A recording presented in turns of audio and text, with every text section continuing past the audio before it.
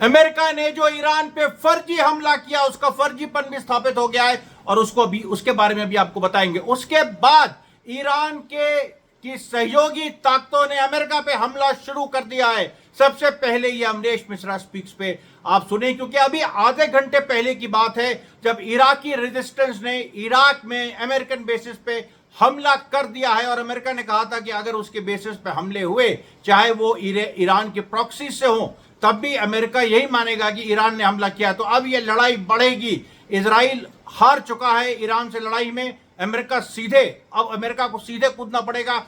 Trump ने पूरी कोशिश की आज ये कहने की कि हम सीधे नहीं कूद रहे हैं, लेकिन ट्रंप की सच्चाई खुल गई। जिस तरीके से इराकी रेजिस्टेंस ने मारा है उससे कमाल हो गया है। उसके बाद यमन ने भी लाल सागर में अमेरिकन युद्धपोत पे हमला कर दिया है। अमेरिकन युद्धपोत वहां से भाग गए थे, यमन से संधि कर ली थी। यमन ने एक तरह से संधि तोड़ दी। उसने कहा कि ईरान के लिए हम संधि तोड़ रहे हैं और उसने अमेरिकन युद्धपोत पे हमला कर दिया है। इजराइल पे भी एक और हमला हुआ है, वो भी यमन ने किया है। उधर हिजबुल्लाह की तरफ से पूरी तैयारी है। जहां तक खबरें आ रही हैं, जो इजरायली फोर्सेस इस समय लेबनान में घुसी हुई हैं, जो 5 स्थानों पे 5 गांव में जो कब्जा जमाए बैठी हुई हैं, उनके ऊपर भी हमला हुआ है। एक साथ तीन हमले ईरान ने और ईरान के सहयोगी ताकतों ने, रेजिस्टेंस फोर्सेस ने, मिडिल ईस्ट की क्रांतिकारी फोर्सेस ने। और मैं इस पर बहुत ऑब्जेक्ट करता हूं। ये जो एबीपी का एंकर है संदीप चौधरी, इसने हमास को आतंकी कहा कल आशुतोष के सामने। ना आशुतोष ने कोई प्रतिवाद किया। और ये अब मैं आपसे गुजारिश करता हूं, एबीपी चैनल बॉयकॉट करिए। संदीप चौधरी, ये जब भारत की सरकार हमास को आतंकी नहीं कहती है, तुम्हारी औकात क्या है संदीप चौधरी कि तुम हमास को आतंकी कह सको? तुम्हारा वो हाल किया जाएगा कि तुम्हारे पुश्ते याद रखेंगी। मैं साफ साफ कहना चाहता हूं कि एबीपी चैनल को बॉयकॉट किया जाए। उसके बाद मैं आपसे गुजारिश करना चाहता हूं, हमारे खिलाफ देखिए साजिशें हो रही हैं, साजिशें होती रहेंगी। बहुत सारे लोग फेक सब्सक्राइबर्स भी बन रहे हैं और वो उस तरह से हमारे वीडियो को देखने नहीं आते। इसलिए जो शुरू के जो 5-10 हजार जो हमारे लॉयल सब्सक्राइबर्स हैं, वो तुरंत आ जाए करें जैसे ही नोटिफिकेशन देखें। फिर से ये मेरी गुजारिश है, इस वीडियो को भी आप अंत तक देखिए, क्योंकि इसमें बहुत सारी चौंका देने वाली बातें जो अभी कहीं नहीं आई है। अभी आप सोच लीजिए कि अभी ऑफिशियल चैनल्स जो ईरान के हैं या रेजिस्टेंस के, उनमें भी ये चीजें नहीं आई है, क्योंकि ये बहुत ही चुपचाप ये हमले हुए हैं। और इनके बारे में सबसे पहले हमें खबर आई है, रात तक ये खबर आम हो जाएगी। तो देखिए, यमन ने हमला किया, इराक के रेजिस्टेंस ने हमला किया, हिजबुल्लाह ने हमला किया, ये 3 फोर्सेस ने हमला कर दिया है। ये बड़ी चीज है और जिसको लेके हर जगह एक बवाल मचा हुआ है, इजराइल में और अमेरिका में भी। अमेरिका की हालत खराब है क्योंकि रशिया ने भी कह दिया है, और रशिया के जो एक स्पोक्स पर्सन है मेदवेदेव, उन्होंने कह दिया है कि अगर ईरान को न्यूक्लियर वेपन्स की जरूरत पड़ेगी तो रशिया देने को तैयार है। और चाइना ने भी कह दिया है, चाइना ने भी पूरा बयान दे दिया है। और आपको बताएं, जो सच्चाई पूरी अब उभर के सामने आ रही है अमेरिकन अटैक की, वो फर्जी सच, अरे भाई वो है ही नहीं कुछ।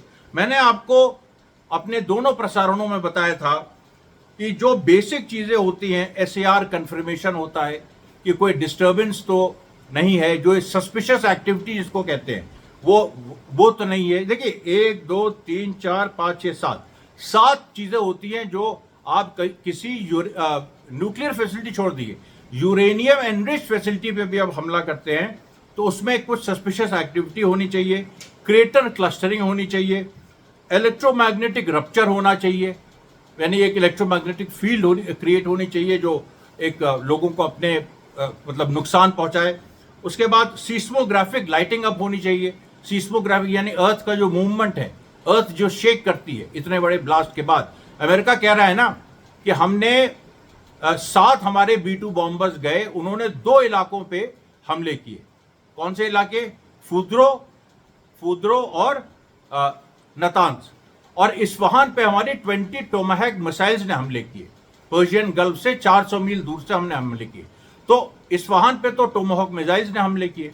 उसके बाद फुद्रो पे और जो नतांज है उस पे 7 B-2 बॉम्बर्स गए, उनके साथ और बहुत सारे जहाज थे। और इन 7 B-2 बॉम्बर्स ने कम से कम 14 GBU-57 गिराए, क्योंकि बहुत भारी बम है।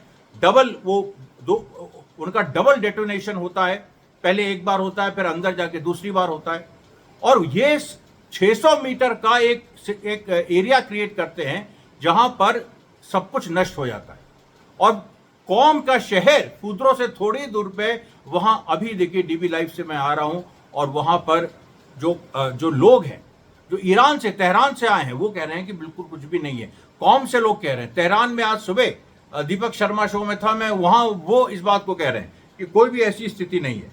मैं फिर कह रहा हूं, आप सवाल पूछिए, सिस्मोग्राफिक लाइटिंग क्यों नहीं हुई है, क्रेटर क्लस्टरिंग क्यों नहीं हुई है, इलेक्ट्रोमैग्नेटिक रप्चर क्यों नहीं हुआ है, बीडीए लूप क्यों नहीं हुआ है, इंफ्रारेड फ्लेयर्स क्यों नहीं हुए हैं। ये 7 क्राइटेरिया है। मेरे एक्स हैंडल पे ये पूरा एक ट्वीट पड़ा हुआ है, इसमें 7 क्राइटेरिया हैं जिसमें साबित होता है कि अमेरिका की ये स्ट्राइक फेल्ड स्ट्राइक है।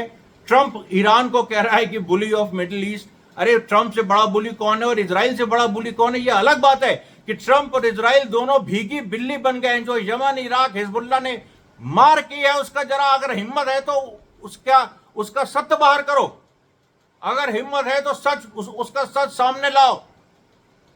इराकी रेजिस्टेंस ने कितने अमेरिकन सोल्जर्स मारे? यमन ने जो हमला किया है उससे क्या नुकसान हुआ अमेरिका को? हिजबुल्ला ने जो हमला किया, इजराइल क्यों तुम दबा के भाग रहा है? आज जो 20वीं जो 20th लहर, जिसके बारे में मैं एक वीडियो बना चुका हूं, 20वीं जो लहर ईरान ने छोड़ी, उसने जो तेल अवीव से लेके पूरे इजराइल में तबाही मचाई है, उसके बारे में बात करो ना। उसमें जो इजराइल में जो बॉम्ब शेल्टर है, इजराइल ने जो के अंदर जो बॉम्ब शेल्टर है, उनमें भीड़ लग गई है लोगों की कि अंदर घुसे और उसमें मार हो गई। एक दूसरे पे पेपर स्प्रे हो रहा है। अभी 2 दिन पहले खबर आई थी कि नेतन्याहू के ऊपर उसके बंकर में हमला हो चुका है। ये देखिए, बहुत सारी ऐसी चीजें हैं जो इस समय हो रही हैं।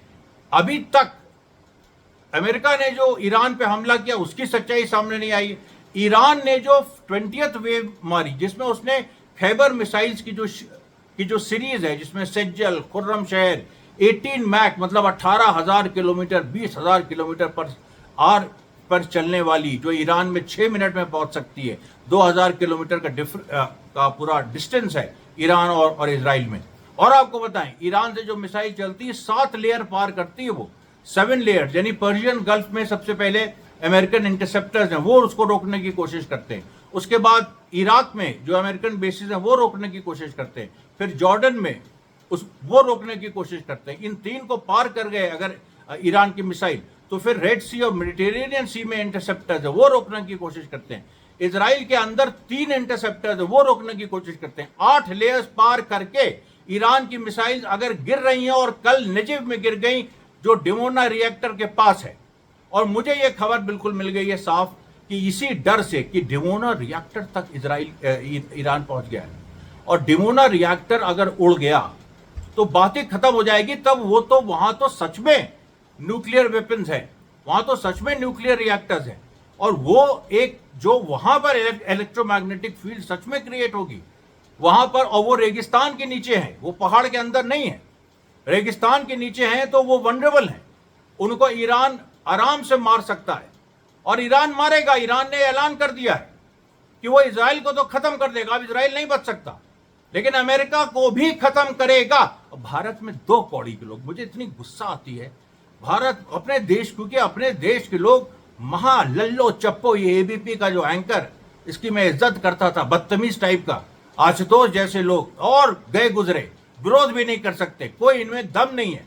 क्यों इनको देखते हैं? इनको देखना बंद करो अगर तुम्हें जरा भी ईरान से और गाजा से सिंपैथी है। अभी आप देखिए जो पूरी एक सिचुएशन डेवलप हो रही है, उसमें इजराइल में जो इवैक्यूएशन ऑर्डर्स नए आए हैं, और नए इवैक्यूएशन ऑर्डर्स इतने ऐसे हैं कि उनको आप पढ़िए तो आपको समझ में आ जाएगा कि इजराइल के अंदर किस तरह का खौफ है। वहां पर आईडीएफ की फोर्सेस जो गाजा छोड़ चुकी हैं, उनको दौड़ा दौड़ा के हमास मार रहा है। और जो इजराइल ने इवैक्यूएशन ऑर्डर्स दिए हैं, अपने आर्मी पर्सनल्स को कहा है, जो 4,50,000 रिजर्व फोर्स $10 बिलियन खर्च करके जो इजराइल ने गाजा पे इन्वेजन के लिए क्रिएट की थी, वो पूरी की पूरी रिजर्व फोर्स डिसबैंड करनी पड़ी है उनको। $10 बिलियन इजराइल को लगे थे उस पूरी फोर्स को खड़ा करने में। अब आप बताइए सिचुएशन कहां जा रही है? जो पूरी बात जो हमास ने 7 अक्टूबर को शुरू की, 7 अक्टूबर के हमलों से जो उसने इजराइल और अमेरिका की हेजुमनी तोड़ी, पश्चिम की हेजुमनी तोड़ी, ग्लोबल नॉर्थ की हेजुमनी हमास ने तोड़ी उस और ईरान के सपोर्ट से, और उसके बाद ईरान अब इस स्थिति में आ गया है कि वो सीधे मैदान में आ गया है। यही यहिया सिनवार और मोहम्मद दैफ चाहते थे और यही हो रहा है। वो दोनों शहीद हो गए, लेकिन उन्होंने उनका जो सपना था कि पूरा मिडिल ईस्ट आजाद हो, इस मिडिल ईस्ट की जनता आजाद हो, ये देखिए साकार हो रहा है। और आपको बताते हैं, ईरान के पास जो 3 मैंने आपको बताया जो मिसाइल्स हैं, जो खैबर सीरीज की हाइपरसोनिक मिसाइल्स है, जो 18 से 20,000 किलोमीटर की स्पीड पे चलती है। उसके अलावा चाइना के पास 25 मैक की है, मतलब 34,000 किलोमीटर पर आवर। चाइना ने कहा है कि हम वो मिसाइल भी ईरान को देंगे अगर ईरान ने मांगी। रशिया के पास अवागार्ड है जो 30,000 किलोमीटर के ऊपर से चलती है रफ्तार से, उसको भी रशिया ने कहा है कि अगर ईरान मांगे तो उसको हम देंगे। उसके बाद आप जियो पॉलिटिकल सिचुएशन देखिए, अर्दोगन जैसा आदमी जो ईरान के हमेशा खिलाफ रहा है, कंस्पायर करता रहा है, सीरिया में तख्ता पलट में उसका हाथ रहा है, उसने कहा कि जो हालत तेहरान की होगी वही हाल इस्तांबुल का होगा। यानी जो तेहरान, यानी सब ग्लोबल साउथ एक है।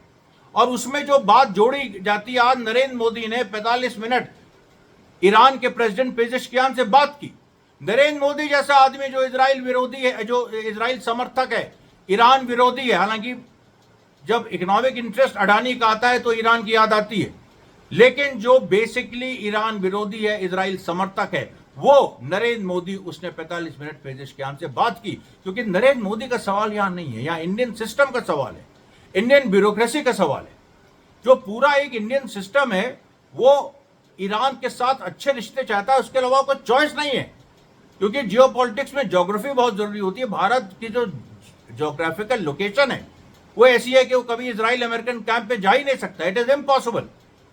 और इसीलिए आज मोदी, देखिए, मोदी ने जब इजराइल ने ईरान पे हमला किया था तब नहीं बात की, जो कंडेम भी नहीं किया।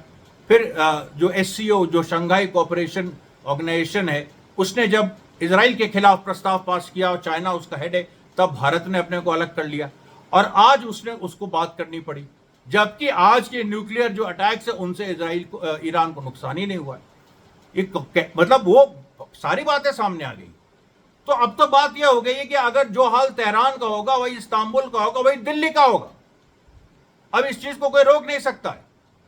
इसीलिए भारत भी इस चीज को जानता है, अगर तेहरान खड़ा रहा, ईरान खड़ा रहा, तो टर्की खड़ा रहेगा, अगर टर्की खड़ा रहा तो भारत खड़ा रहेगा। यह पूरा एक रिश्ता बन गया है। अगर ईरान खड़ा रहेगा तो भारत खड़ा रहेगा। अगर ईरान की सॉवरेनिटी को नुकसान पहुंचा, अगर ईरान की प्रभुसत्ता को कोई ना कोई धक्का पहुंचा, तो भारत की भी प्रभुसत्ता, जो भारत की संप्रभुता है, वो सीधे तौर पे उस पे अटैक होगा। भारत नहीं रह जाएगा, भारत फिर से अंग्रेजों की गुलामी की तरफ बढ़ जाएगा। ये बात साफ हो गई है। मोदी अपने घुटनों पे आ गए हैं, नरेंद्र मोदी अपने घुटनों पे आ गया। मुझे क्यों लोग कहते हैं कि भाई साहब आप इतना चिल्लाते करें, भाई मैं कहता हूं कि बहरों, ये भगत सिंह का डायलॉग, बहरों को सुनाने के लिए बम की जरूरत होती है, बड़े धमाके की जरूरत होती है।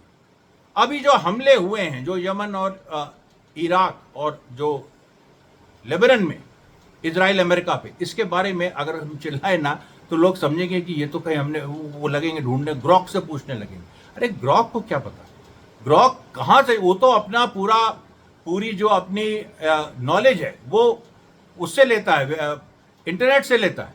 जो रियल ग्राउंड पे चीजें हो रही हैं उसके बारे में तुम क्या जानोगे, उसके बारे में क्या करोगे। तो ये देखिए एक पूरी सिचुएशन है। अभी जो हमले शुरू हो गए हैं, ईरान के भी हमले, अभी 1-2 दिन रुक के ईरान हमला करेगा, हो सकता है कल रात को, परसों, लेकिन अमेरिका पे वो हमला करेगा। उसके रेजिस्टेंस फोर्सेस ने अमेरिका पे हमला शुरू कर दिया है, ईरान भी करेगा और ईरान इजराइल को बर्बाद करने की तरफ बढ़ रहा है। इसी के साथ मैं ये प्रसारण समाप्त करता हूं, कल फिर भेंट होगी। धन्यवाद साथियों, बहुत बहुत धन्यवाद।